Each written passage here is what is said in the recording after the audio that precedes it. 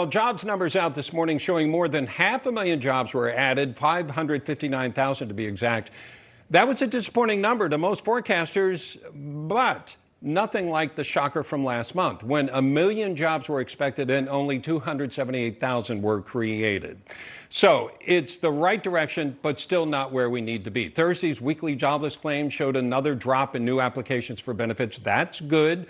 But continuing claims, the total number of people who are still getting government assistance actually went up, and that's a serious problem, or it could be, for President Biden. On top of that, there are widespread complaints that companies can't find workers. Republicans say it's all because of overly generous unemployment benefits, so rich that people don't have an incentive to actually go back to work. And that has led a bunch of Republican states, 25 in all now, to cancel those benefits to get people back on the job. And Mr. Biden has other challenges as well. We're also seeing signs of inflation, a scary word, and with good reason. Price jumps reflected in the Consumer Price Index. You may have seen this. They keep getting higher. And in the Producer Price Index, what manufacturers of products pay to buy the stuff they need to make the things that you and I ultimately purchase. Sharp hikes in everyday prices for things like gasoline, meat, and even rental cars, bringing pain to the pocketbook right now. Another big negative for any president. Joining us now to discuss is host of The Watchdog on Wall Street, Chris Markowski. Chris, give me your take on these numbers. Well, the consensus thought it was going to be much, much higher.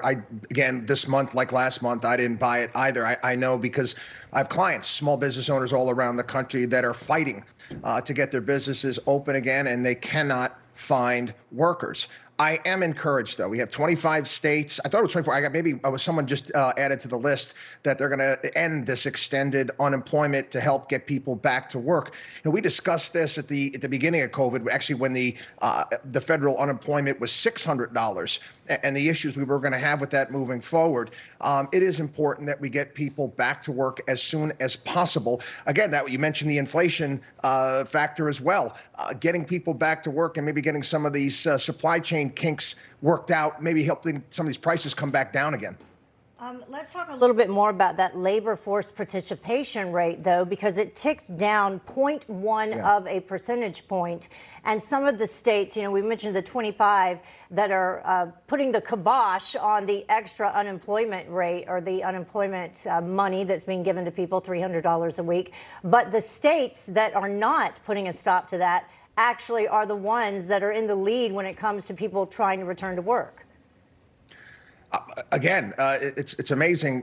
People will cut their nose off despite their face. All evidence is out there that you need to get these people back to work. This is a way of doing it, yet they refuse to do so. It's very unfortunate. The labor participation number that you mentioned, I want to remind everybody, it was over 66%. I think 66%, if I'm not mistaken, prior to COVID. I think it came in, around 60, 61. So we're still well off. You just take a look at the jobs that we've created. We're still about 8 million, if you think about that, 8 million jobs behind the 8 ball. Yeah, so a lot of this is playing into the conversation as far as the Biden administration wanting to put another $4 trillion. Is it $2 trillion, $3 trillion, $4 trillion? They've already put out a couple trillion. So how do you think this affects that conversation? Does it justify the government spending more money? Or is this a time to say we are recovering, hold off, we don't need to spend money we don't have? Spend money at this point at what? I mean, Joe Biden came out today and he was spiking the football about this jobs number, saying that it was the work that government has done. No, what the government needs to do is needs to get out of the way. And that means by getting rid of all ridiculous regulations. They want to get businesses back again. I would be removing tariffs as well. We're about ready to double tariffs on lumber from Canada. And that's, we already know lumber has gone through the roof, and that goes into building homes and has made that much more expensive. So the government needs to get out of the way. Spending money haphazardly, because that's usually what happens when it comes to government, is not going to be helpful. We need to get more money into entrepreneurs and into the private sector, not into the hands of the feds. Former President Trump had said that this would be a V-shaped recovery. Are we seeing a V-shaped recovery?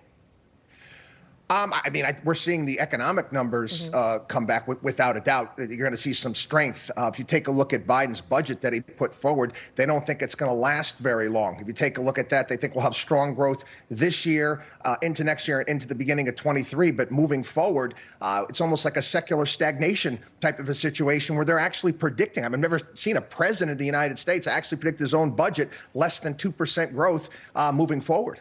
Yeah, but Chris, don't you think he's doing that to justify spending money we don't have?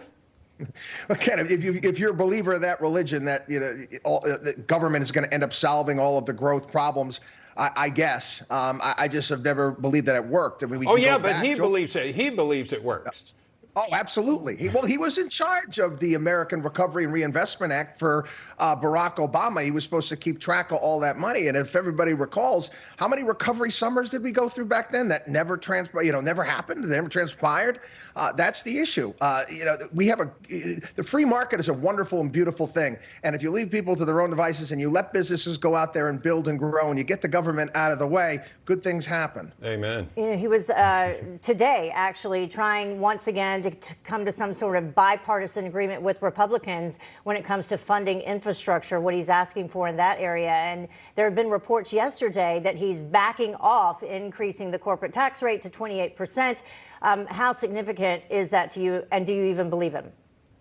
I have to see the fine print with this one. And they said it's a minimum 15%. Yeah, that's the thing about it, Chris. Yeah, a minimum 15. And I guess the way I interpret that, they want the people like Amazon who technically they say are not paying taxes, but they're taking advantage of the way the tax code is written by hiring people, making capital investment, that sort of thing. It's not like they wouldn't be paying taxes. They're taking advantage of the tax code.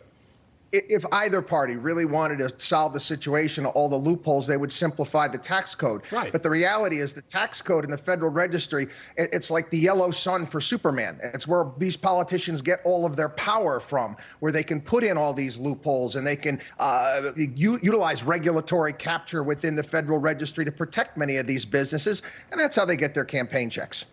All right, Chris Markowski, thank you so much for joining us. Have a great weekend. Thank you.